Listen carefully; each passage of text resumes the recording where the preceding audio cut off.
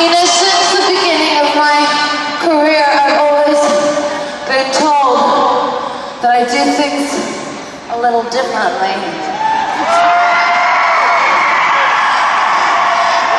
Maybe that I don't belong or that I'm rough around the edges. But I don't want to belong to your fucking pop music institution.